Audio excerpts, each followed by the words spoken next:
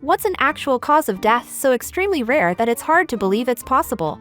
In 1988, a dog fell from a building in Buenos Aires, Argentina, landed in a woman's head, killing her and the dog instantaneously. Then another lady, completely confused watching the event unfolding from the middle of a road, was ran over by a bus. Then shortly after that, an old man died from a heart attack out of the commotion of seeing both deaths. This happened under a couple of minutes. Grim Reaper got creative with those deaths. Final destination. I used to work with a man who had an elderly relative come to the hospital with symptoms suggesting a stroke, and he died later that evening. I don't remember all the details, but everyone thought the family might be sitting on a big fat lawsuit until the labs all came back. The relative had a type of leukemia that is diagnosed about 10 times a year in the US, and they've never come up with a chemotherapy protocol for it because nobody has ever lived long enough for them to do so. 2021, I was diagnosed with an extremely rare lymphome, NK/T cell lymphoma. My god, the chemo was brutal, but without it the cancer would have literally eaten my face off and gone into my brain. It was in my sinus cavity, only a few cases in US a year. I still have a hard time just thinking that shit actually happened to me. My MIL used to be a surgeon. She told me about a patient they had back in the 90s. He died because of holding in a sneeze. Turns out he had an aneurysm in his brain that popped at that moment. I work at a hospital, and this perfectly healthy 17-year-old boy, who played tons of sports, held in his sneeze while he was stretching and it shattered some of his spine and he is paralyzed. Super sad. Does that mean that his spine was just barely holding on as it was and it just needed the final push to break? Or was it that the sneeze just caused the exact needed vibration/pressure/whatever that was needed, and it could happen to anybody at any time?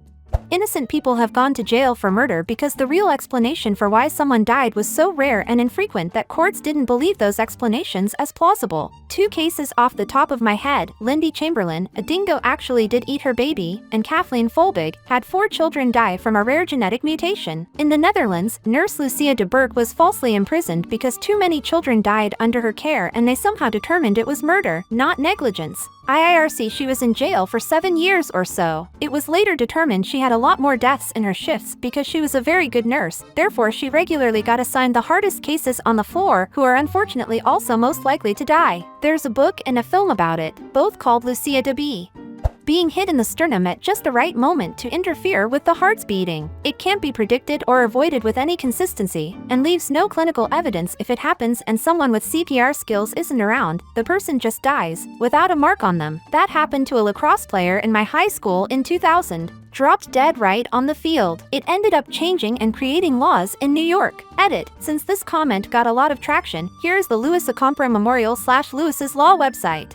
Laughing to death. 50-year-old Alex Mitchell could not stop laughing for a continuous 25-minute period, almost the entire length a TV show called Kung Fu Cappers, and suffered a fatal heart attack as a result of the strain placed on his heart. Alex's widow later sent the goodies, who were starring in that show, a letter thanking them for making his final moments so pleasant. A friend almost laughed to death. Story goes she got liposuction and was post-op recovering and put on the Austin Powers movie. Her husband came home to find her in a pool of blood. She split her stitches and needed to head back to the hospital, but wanted to finish the movie first.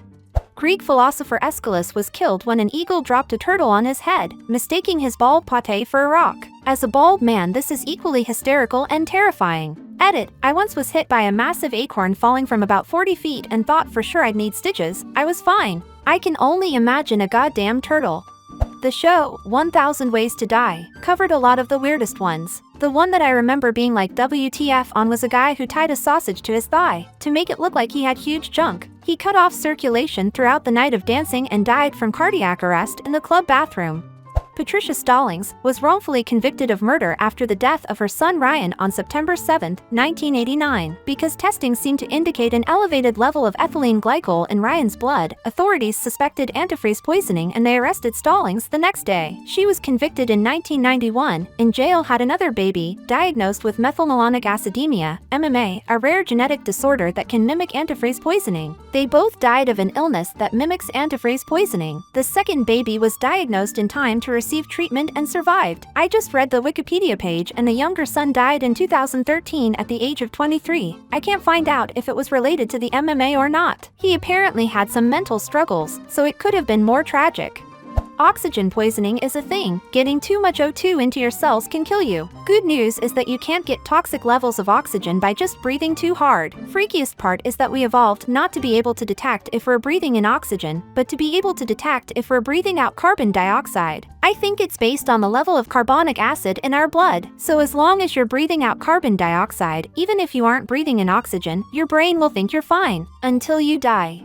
This woman was getting a drink and she had a metal straw in her cup. She slipped and the metal straw punctured her eye and went through her brain. Crazy way to go out. Metal straws are ridiculously dangerous. My uni roommate's mom was a nurse and has seen too many people come into the ER with a metal straw through the throat. People use them, get drunk, slip and fall onto them.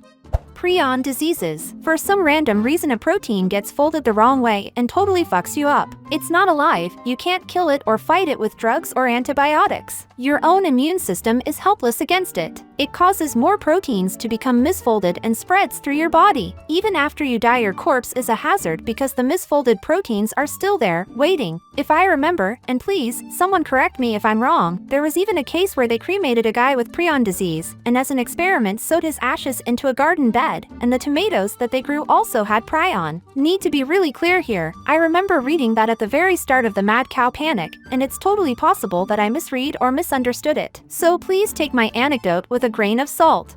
Every year, a small handful of people still have polio on their death certificates. Post-polio syndrome can develop decades after a person is first exposed to polio, and it's occasionally severe enough to kill someone. Towards the end of his life, my grandfather suffered from various effects of post-polio syndrome. He had contracted the disease as a 10-year-old child some 80 years previously. Food poisoning. He had an ulcer in stomach which led to the salmonella from improperly handled chicken eventually getting into his bloodstream leading to sepsis. We had to fight with the insurance company as that didn't want to classify it as an accidental death and thus not have to pay. He got the salmonella from the hole-in-the-wall type breakfast restaurant he gone to for 40+ years. Edit grammar. I've had salmonella, actually, it was McSalmonella if anyone is interested, and I am not at all surprised that people die from it. I constantly felt mildly nauseous for a year after and I still can't overeat even a little without making myself sick. I have never felt as good/well as I did the day before I got ill. It's maybe just aging, but I'll always have my doubts. Drowning in a puddle. Almost happened to Tetsushi Yanagita. He broke his neck on a live morning broadcast on Japanese TV diving headfirst into a rice paddock, and his colleagues didn't realize the seriousness of the situation. Broke his neck, survived that, almost drowned in a puddle. The video is a bit harrowing to watch as well.